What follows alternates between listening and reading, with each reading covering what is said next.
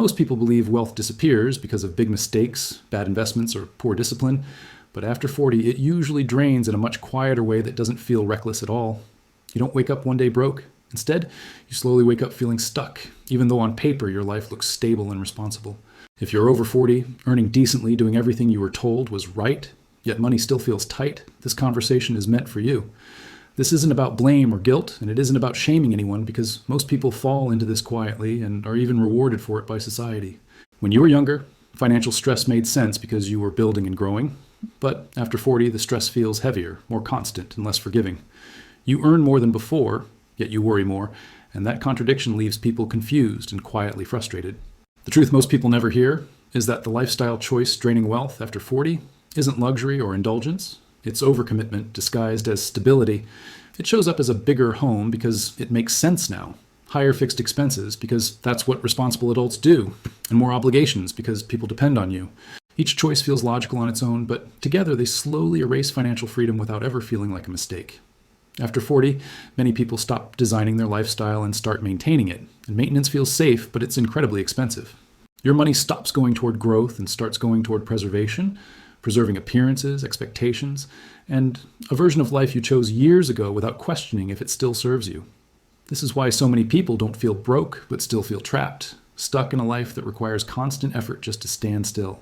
Because nothing feels obviously wrong, people assume nothing can change. So they work harder, earn more, and sacrifice more time while the stress never leaves. The pressure doesn't come from emotional spending. It comes from fixed lifestyle weight, expenses and commitments that no longer feel optional, mortgage levels that demand consistency, insurance that scales with lifestyle, and responsibilities that require steady income rather than flexibility quietly lock people in place. You're not overspending. You're overattached to a version of success that was defined years ago. Most people never stop to ask, if I were starting today, would I choose this life again? Because that question feels too uncomfortable. Instead, they tell themselves, this is just adulthood. This is what responsibility feels like, and everyone lives this way. But adulthood doesn't require constant financial pressure, and responsibility doesn't require permanent anxiety. That pressure comes from the belief that stability means never changing the structure you've built, even when your priorities have shifted. After 40, flexibility matters more than scale, yet society teaches the opposite.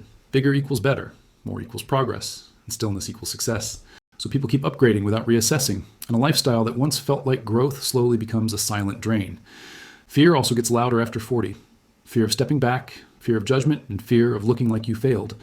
So people protect the lifestyle even when it protects nothing in return, staying busy instead of secure and stable on paper but tense inside. Wealth leaks away not through shopping or vacations, but through a life that requires constant earning just to survive. Constant earning kills peace. Wanting comfort isn't wrong, and wanting stability isn't weak, but confusing stability with immobility is what drains wealth after 40. True financial strength at this stage comes from reducing pressure, not endlessly increasing income. Yet most people chase more money to support a lifestyle that no longer fits, and that chase never ends. You don't feel rich, you feel responsible, and instead of feeling free, you feel obligated. Slowly, wealth becomes something you manage rather than something that serves you. The realization most people reach too late is that financial freedom after 40 is less about how much you earn and more about how light your life is. Light enough to breathe, adjust, and survive change, because heavy lifestyles break under pressure while lighter ones adapt. This doesn't mean selling everything or living extremely. It means questioning what quietly costs you peace, which expenses create safety, which ones preserve appearance, and which commitments still give meaning to your life. The people who regain control after 40 aren't the ones who earn the most. They're the ones who redesign quietly. They choose flexibility over image, margin over maximum, and calm over comparison. They stop asking how to afford their life and start asking what kind of life actually supports them now. That question changes everything. If this video feels uncomfortable, it's because it touches something real, but you're not behind and you're not irresponsible.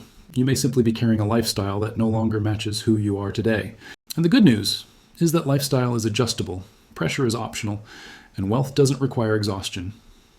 Sit with this question. Is your lifestyle supporting your future or quietly draining it? Leave a comment if this resonated and share this with someone who might need a calm reminder. You're not alone in this stage of life, and clarity always comes before relief.